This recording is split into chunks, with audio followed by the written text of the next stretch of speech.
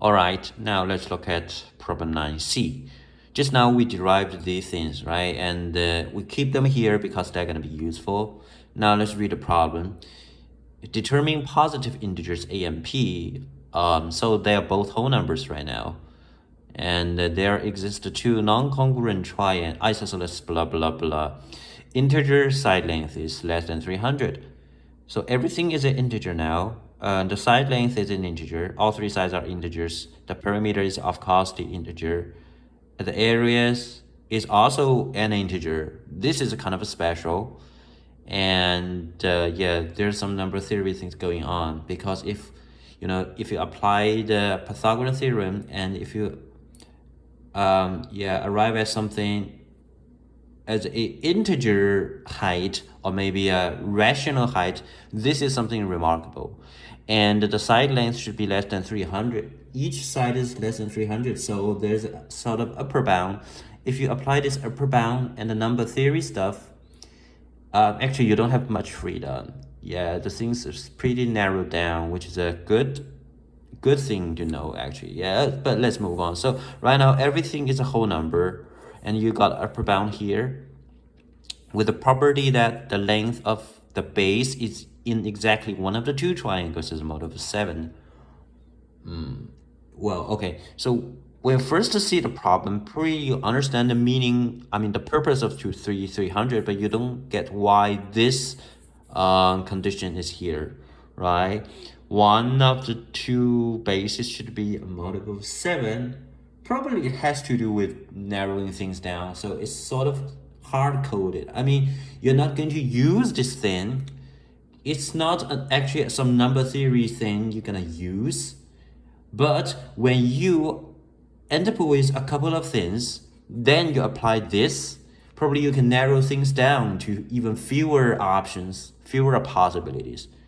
Well, I don't know, probably this is the point of adding this thing here. It's sort of hard-coded. Well, I mean, when you see the problem, you have no idea, right? You're clear about what was said before. So why don't we start with these things and see what we can do? So actually the task is pretty straightforward. You want to decide A and decide P, and then you solve this polynomial, I mean, kind of equation of degree 3. You end up with 3 results. One of them is going to be negative, and you've got 2 more positive things. And these 2 positive, let's say x1 is the negative thing, and the other 2 are positive. These 2 positive things should satisfy, blah, blah, blah, these things, and the P and A should be whole numbers. Yeah, that's it. So actually, you should think the opposite direction, right? You are not going to first pick A and P and say, hey, let's solve this equation and see what we end up with. And we want these two to be whole numbers, and one of them is a multiple of 7, the other one is not a multiple of 7. Well, this is definitely not doable because you don't even know where to start with. This is actually something doable. First, you're gonna pick x2, x3, and x1. And given this middle line here, once x2 and x3 are determined, x1 is also determined. So actually, you've got a degree of freedom 2 instead of 3 because of this thing. So you just need to pick x2 and x3. Make sure x2 is let's say x2 is a multiple of 7. Okay, x2 doesn't have to be a smaller, the smaller one between x2 and x3, but let's say this is the multiple of 7 guy, the other guy is not a multiple of 7. You're gonna pick these two guys, and then and of course you also get x1, and then you plug everything in. You can find P and A. You want to make sure that P and A are both whole numbers. If they are, the job is done. If they are not, then this pair of x2 and x3 just doesn't work. This is the very kind of a high-level general plan. So what are we going to do? We've got x2 and x3. I mean, we can get rid of x1, and we plug this in. So P can be expressed in terms of x2 and x3, and A can also be expressed in terms of x2 and x3. And I think that's it. And let's say what we can do to sort of make P and A both integers. So we've got it. You see, we've got a square here. So A is actually something under the roof, square root something. And this something should be something like a perfect square. Yeah, it should be a perfect square because it is rational. Yeah, later you get what I mean. And this is something remarkable. And here, yeah, here is actually less remarkable, but there's actually something, yeah, we will see. So why don't we just get it started? So what is x1 in the first place? This is the guy we want to get rid of. So let's say x1 is less than 1. And I'm not going to say x2 is larger, but x2 is the multiple of 7 guy. x3 is not a multiple of 7. These are required by the problem.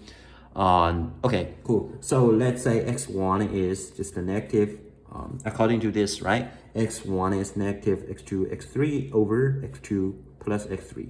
Very good. So we can get P right away. P is x1 plus x2 plus x3 times 2.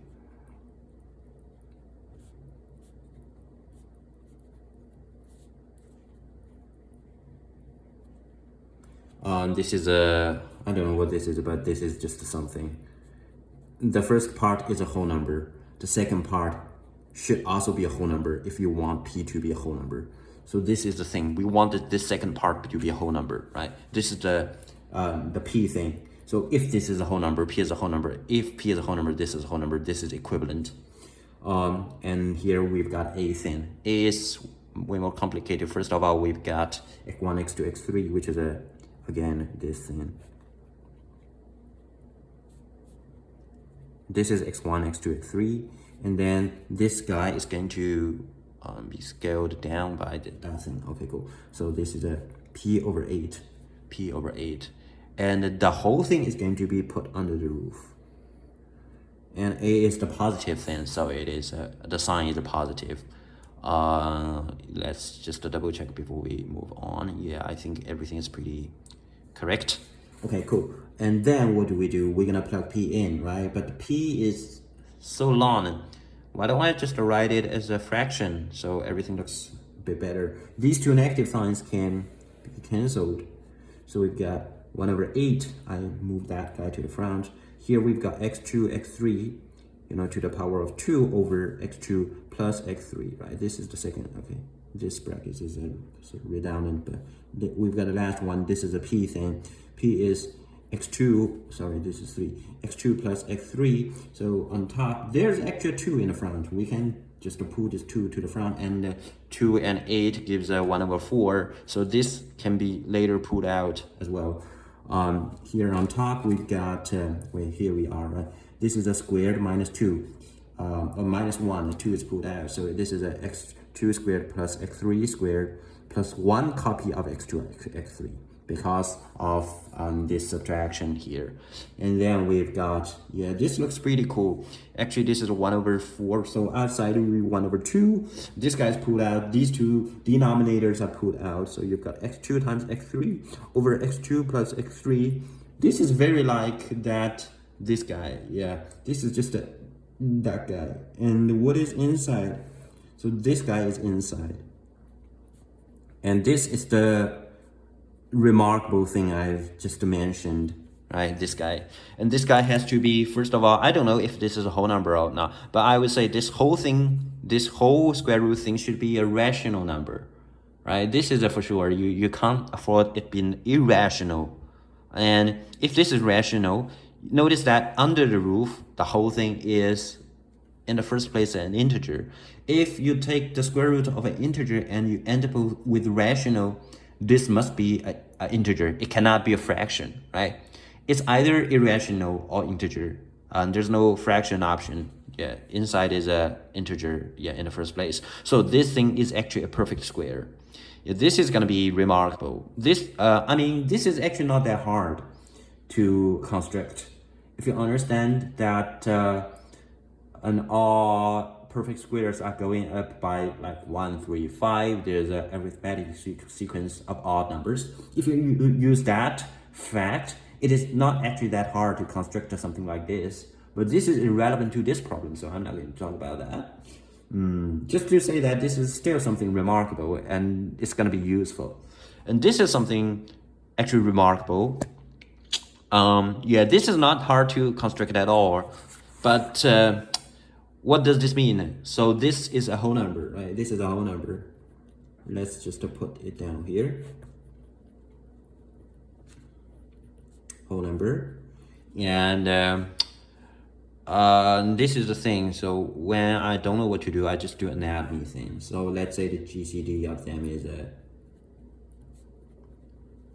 it's a bunch of factors. So I call it F. This is the GCD. And I would write X is E2 times F. X3 is E3 times F.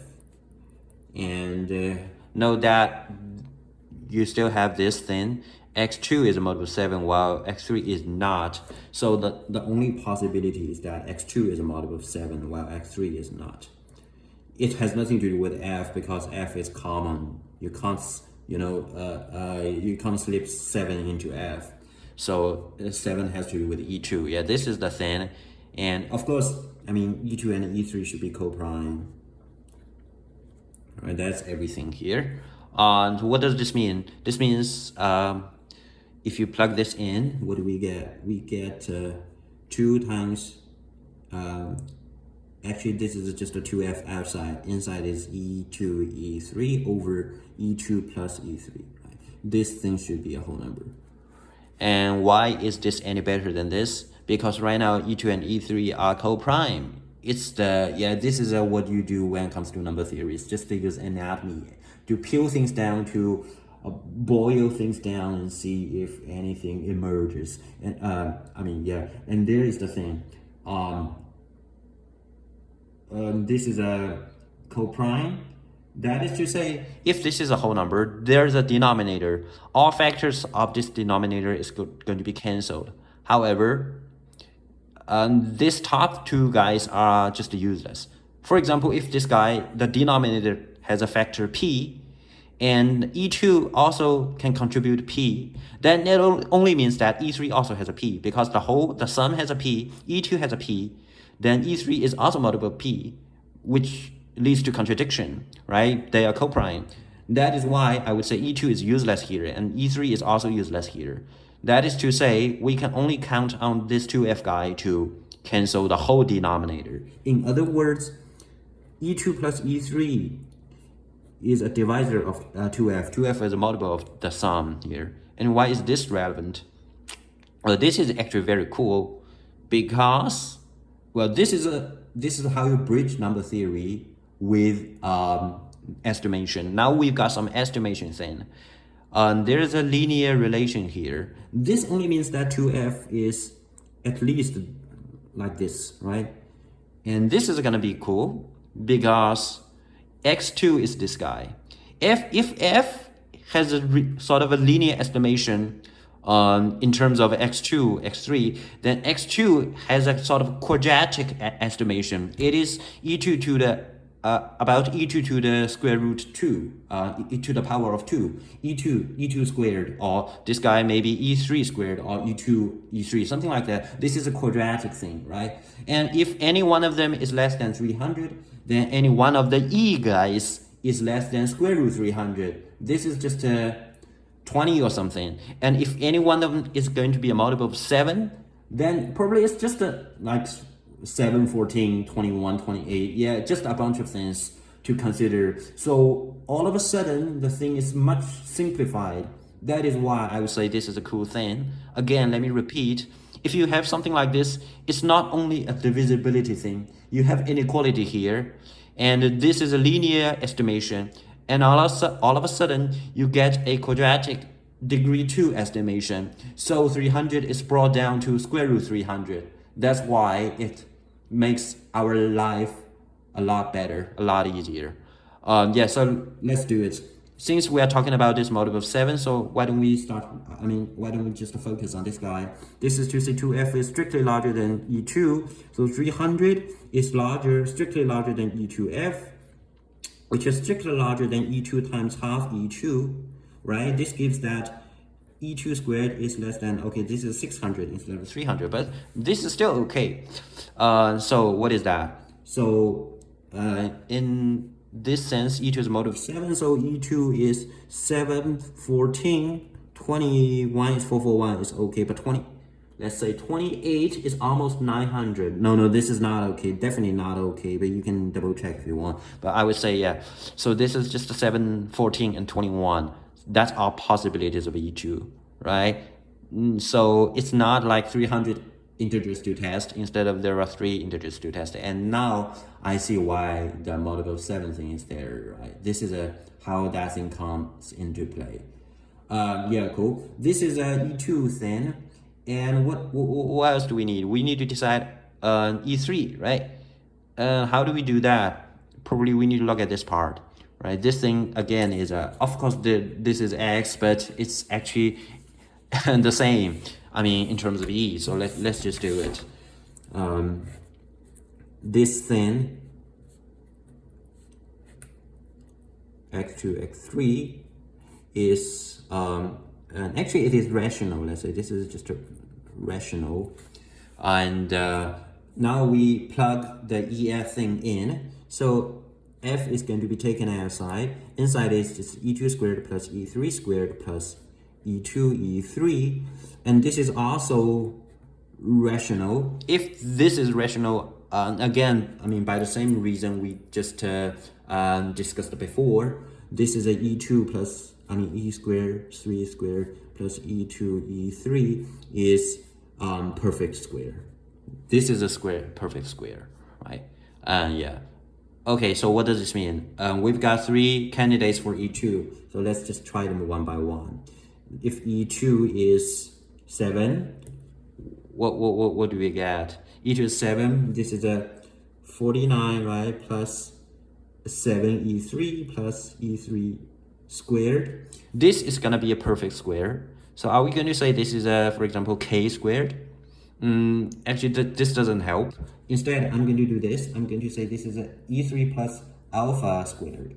This is a trick here, because this guy is definitely larger than E3 to the power of 2. So whatever is on the right hand side, it should be E3 plus alpha. Alpha is like the difference. It's like the delta thing, but I call it alpha. Alpha is actually a whole number. I mean, definitely.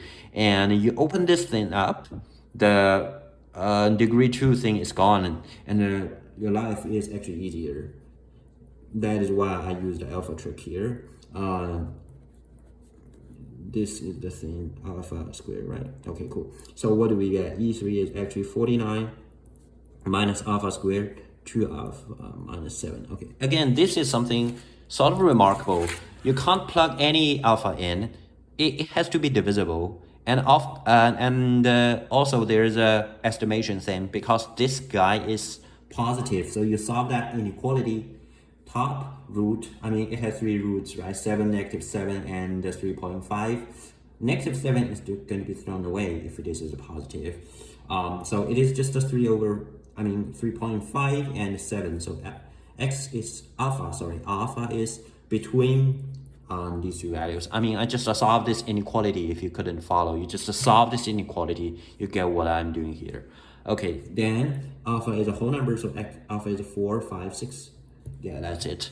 So you're just gonna plug them in one by one. This is the inner if, this is the outer if, right? Now we are doing the inner if. If alpha is 4, and E3 is 49 minus 16 over 8 minus 7. This gives a 30, exactly 33, right? This looks cool. However, I'm going to say this doesn't actually work. Why is that the case? Because if E2 is 7 and E3 is 33, the sum of them is 40. And remember, just now we mentioned that 2f is a multiple of the sum, right? Or let's say 2f a multiple of sum, 2f is at least a 40. If 2f is 40, at least 40, f is at least 20. If f is at least 20, then fe3, which is actually x3, will be 600 something. And this is over 300, way over. So this is going to be rejected. Right? So this is something we want to keep in mind. This guy cannot go too high. Just now we used E2. We know that E2 squared is less than 600 something. Actually, the very similar thing, applies to E3.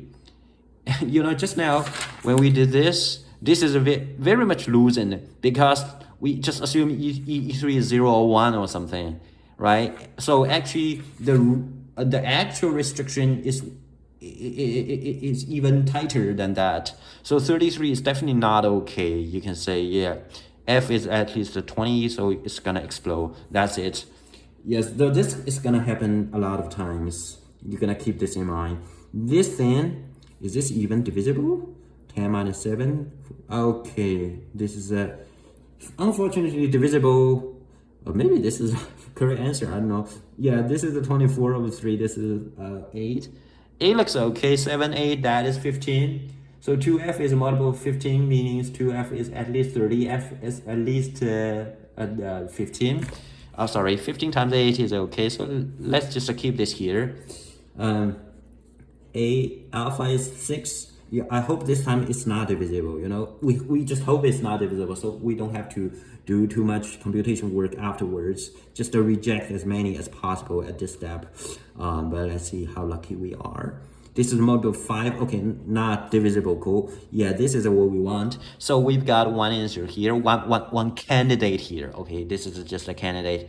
I don't know. Yeah, later we're gonna decide what f is, but let's just keep it here. This is rejected. This is not divisible, right? Okay, cool. So this is just the first broad category. E2 is a 7, and E2 can also be 14 and 21. So we're gonna do the same, you know, with the rest possibilities. And I would say this is gonna be a little bit tedious, but I'm going to just walk you through the thing, anyways, because this is exactly what you need to do when you are sitting the test. Okay, cool. So what is that? E2 is if E2 is 14, right? If E2 is 14, you have you consider this thing again, right? You arrive at a similar thing, which is a 14 squared plus 14 E3 squared plus E3 plus E3 squared. That is E3 plus alpha squared. Okay, so if you open things up and delete, and that is E3 is, let's say this is a E3 is a 1, yeah, this guy minus alpha squared. On the bottom, this is 2 alpha minus 14. Yeah, I think this is it. And you also want to solve this inequality. This is a positive 14, negative 14, and this is 7, so it's between 7 and 14. Strictly positive. And here I believe you can do some number theory trick to make your life a bit easier. For example, alpha must be an even number, because if alpha is an odd number, the bottom is even no matter what. But if alpha is an odd number, you have a odd top, your odd numerator, so it will be odd divided by even, which is obviously not divisible. So alpha must be odd. Alpha must be even, so alpha is 8, 10, 12. Yeah, that's it. Can we further simplify things a bit, like multiple 4 or something? Oh, probably not. That's not a good idea. It changes. So yeah, just let's just do it, because the top is multiple 4. Yeah, just let's do it. Let's try not to be clever. So if alpha is 8, E3 is gonna be minus 64 over, this is a 16, okay, this is something over 2, right? This is 130 and 32 over 2, which is a 66. Are we going to keep this 66? No, we're not, because this guy and this guy, they are not co-prime. They're both even. They've got GCD 2. They are, yeah, this is going to be rejected. The reason is not co-prime. Okay, this is not estimation. Of course, this is gonna explode for sure, but they are not co-prime in the first place. Yeah, so this is gonna be rejected. So a lot of things are going to be rejected, but you just need to go through them and make sure that they are to be rejected. This is 100, right? This is a 20 minus 14. This is a 6, this is 96. Again, this is an even number, so we'll reject. Then this guy, this 12, E3 is, maybe this is not even divisible. I don't know. 24 minus 14, this is not divisible. This is a 10. Top is not a 0. This is not divisible. Cool. So everything here is rejected. You get nothing here, which is a good thing. So far we've got just only one candidate E3, right? Later we just focus on this guy, but we still have the last broad category to explore. And the last one is gonna be even more tedious, but we're gonna do that nevertheless. There's a 21, 441. Everything actually being the same, but the same structure. So if you know what you did just now, you can just copy the structure here. Let's be quick.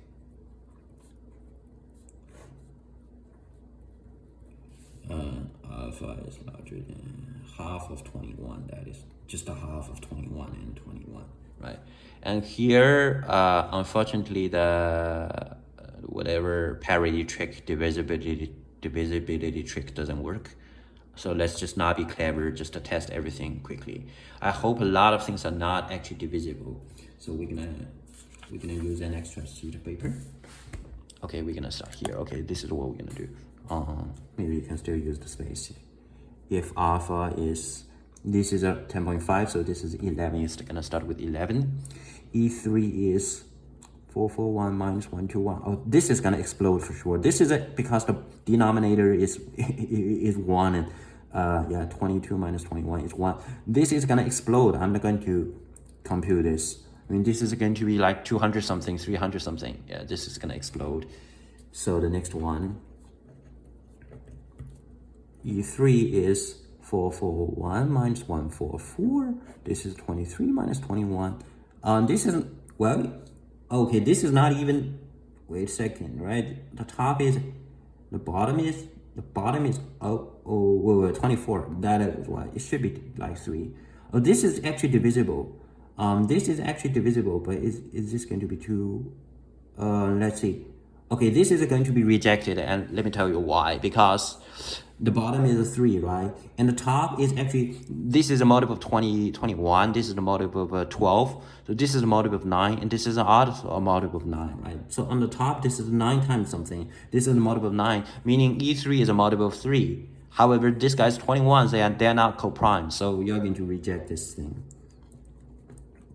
Just by observing that both of them are multiple of 9. This is a multiple of 9 because it is 21 to the power of 2. So this is 3, 3. This is a 12 to the power of 2. 3, 3, 3, 3. They've got 9. So you don't need to actually finish the computation. You know, this just doesn't work. Okay, moving on to the next one. 441 minus.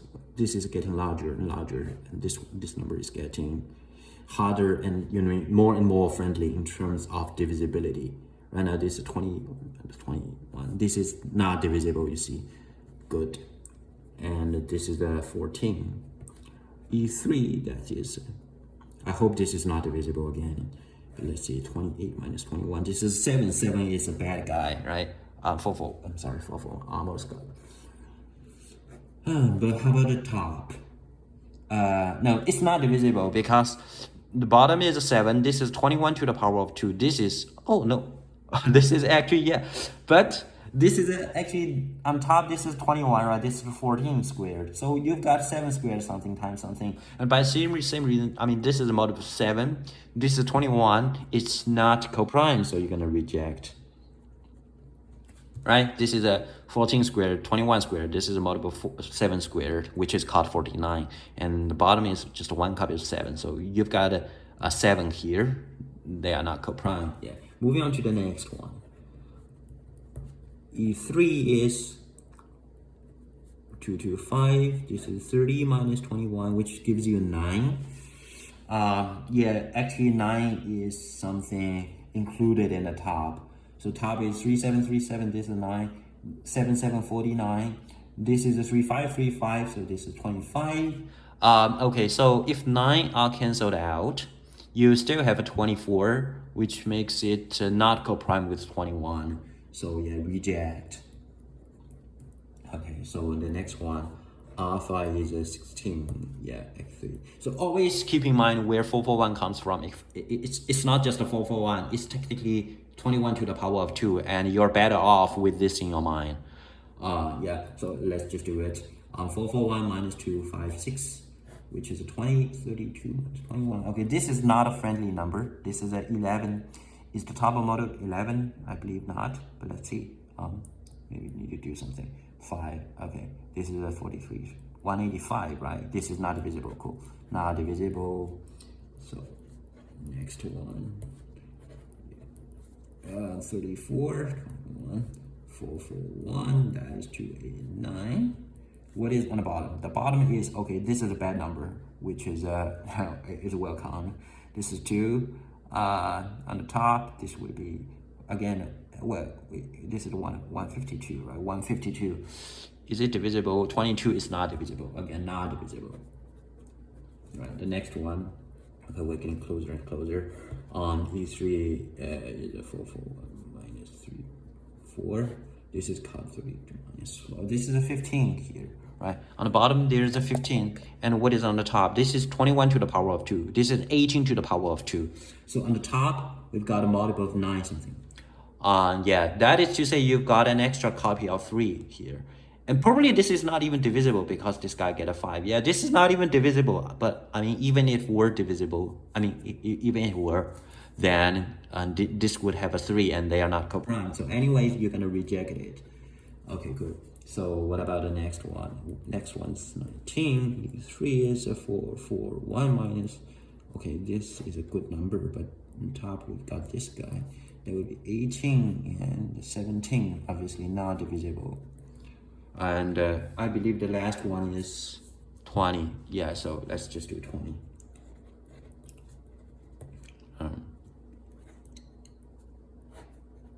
Okay, you get 19, which is not a great number.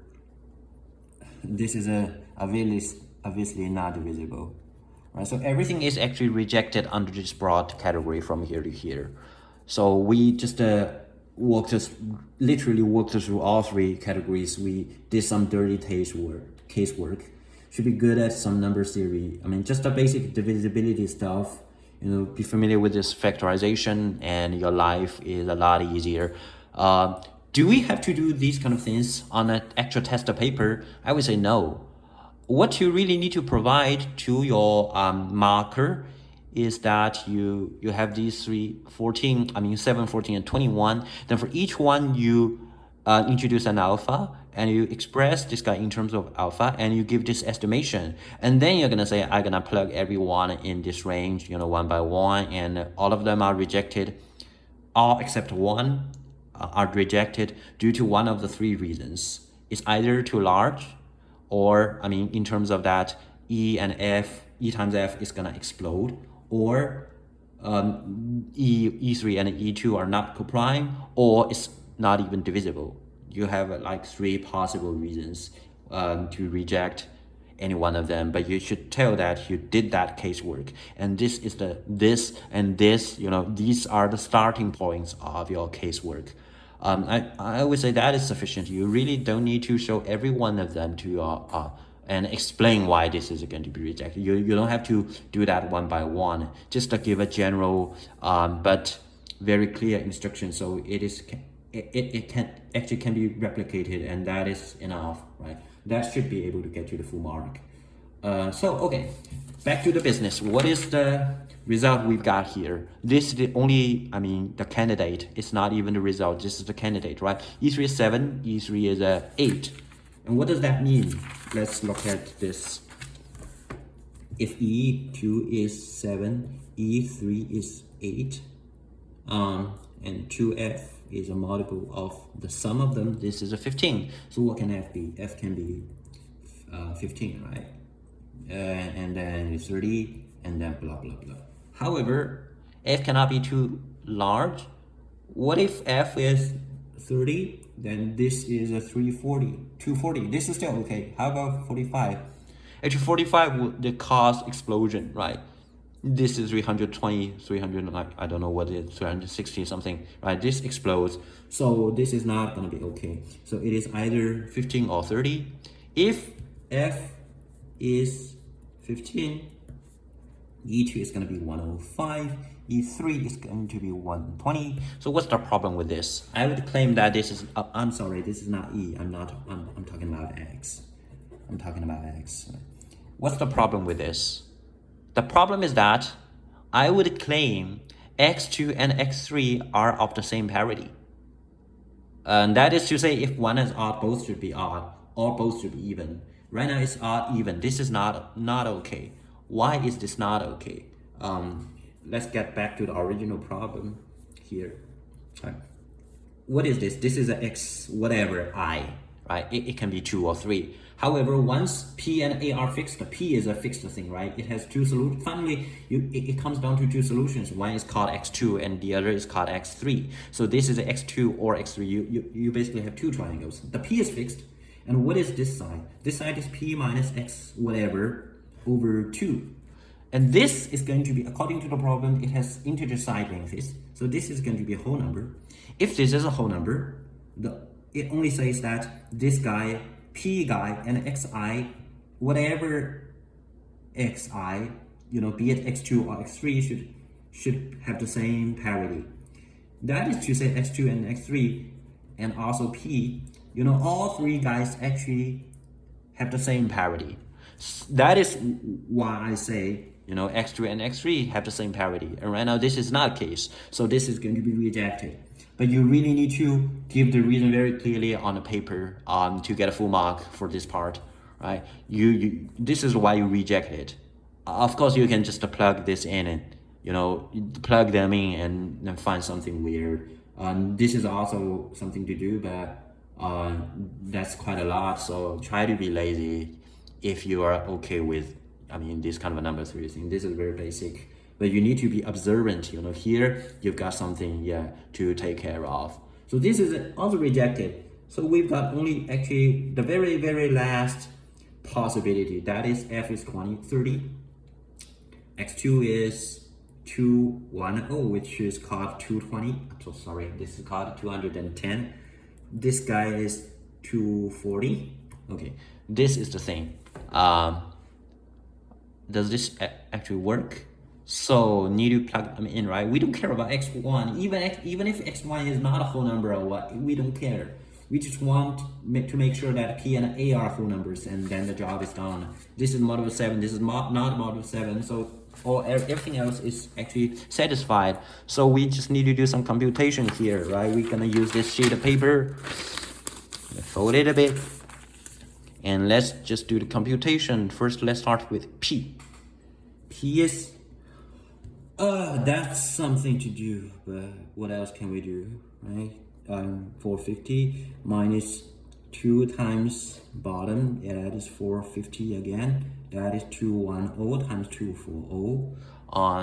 So this is a 900. This is 2 times, why don't we just take, get an extra 2 here. And this is 900. This is a 30 times 7. This is 30 times 8. Yeah, so this is a 900 minus, oh wait a second, did I do something wrong? Let's see, I don't think so. Yeah, cool. Yeah, okay, this is 4 times 56, right? And this is a bit quicker, but doesn't matter. It's just some final formality. Actually, if you end up with this, you effectively get a full mark. But since the problem asks for P and A, you still need to go through the formality, which is not that friendly. Yeah, but just do it. The very last step, right? Why not? This is a 2 to 4. So this gives you, this is called 676. Okay, this is a P. Well, this is not a great number, but anyways, it's here. And then A, that's even more, but let's just do it. What is A? A is a half of 240 times 210 and 240, doesn't matter. This is 450. This is a 210 squared, 240 squared plus 210 times 240. Yeah, the first part is the same, right? This is 900. This is 37, 38. And now this guy, you're gonna drag 30 out. This 30, 7, 8, right? 7, 8, and 7, 8. This is gonna be 56, and this is gonna be 30.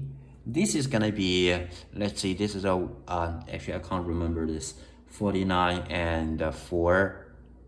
This is 943. This is a 6. Okay, so this is a 9, so it must be 169. I mean, it's just an estimation, but you can just really do it. I mean, 64 and 56, that is 120, and 49, that's 169. Okay, square root, almost forget. Yeah, this thing, 13, right? This is a, do we really do this? I don't know. I do it anyway. So yeah, this is a 8, whatever 0, 8. This is a this thing. Yeah. Let's just do it. Use some extra paper. Do we have? Yeah. Let's see.